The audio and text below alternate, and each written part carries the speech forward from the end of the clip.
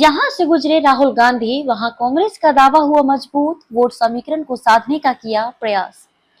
राहुल गांधी की वोटर अधिकार यात्रा सिर्फ भाजपा पर निशाना साधने की रणनीति नहीं, कांग्रेस की ताकत दिखाने और कार्यकर्ताओं में ऊर्जा भर महागठबंधन में अपना वजन बढ़ाने की कूटनीति भी रही।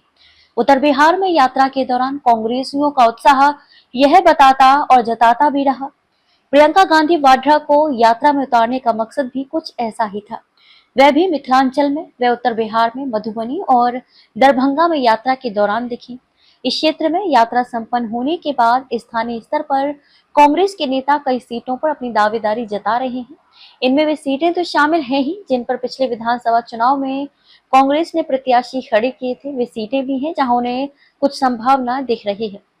वोटर अधिकार यात्रा के दौरान राहुल गांधी उत्तर बिहार के 6 जिलों मधुबनी, दरभंगा, मुजफ्फरपुर, सीतामढ़ी, पूर्वी चंपारण व पश्चिम चंपारण में गए। यहाँ की 60 सीटों में से उनकी यात्रा 29 विधानसभा क्षेत्रों से गुजरी, जहां वोट समीकरण उनके पक्ष में था। इनमें अधिकतर पर दलित, पिछड़ा, अति पिछड़ा व मुस्लिम वोटरों की अच्छी खासी संख्या है। बात मधुबनी जिले की करें तो उत्तर बिहार में उनकी यात्रा यहीं प्रवेश की। यात्रा जिले की मधुबनी, फुलपरास, लौकहा व झंझारपुर विधानसभा क्षेत्र से गुजरी। फुलपरास में कांग्रेस 2020 में दूसरे नंबर पर थी और इस बार भी इस सीट से लड़ना चाहती है। जिले की एक और सीट बेनीपट्टी से भी बीते चुनाव में कांग्रेस ने प्रत्याशी खड़ा किया था, लेकिन हार मिली थी। हालांकि यात्रा इस सीट से नहीं गुजरी। दरभंगा जिले की 4 सीटों दरभंगा ग्रामीण, दरभंगा नगर, केवटी और जाले से यात्रा गुजरी। बीते चुनाव में जाले में कांग्रेस लड़ी और दूसरे स्थान पर रही थी। प्रत्याशी डॉक्टर मस्कूर अहमद उस्मानी हारे थे।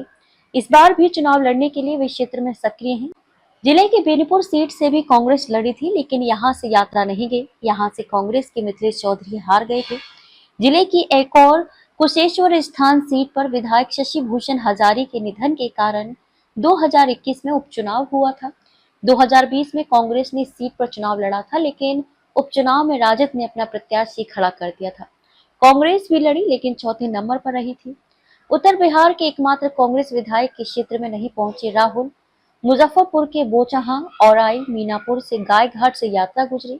इनमें से 3 पर राजद के विधायक हैं। इन सीटों पर दलित, महादलित व पिछड़ी जाति के वोटरों का प्रभाव देखते हुए कांग्रेस अपनी जमीन तलाश रही है, खासतौर पर बोचहां में जो सुरक्षित सीट है। उत्तर बिहार में एकमात्र सीट मुजफ्फरपुर नगर से कांग्रेस जीती थी, लेकिन यात्रा के दौरान राहुल गांधी यहां नहीं पहुंचे।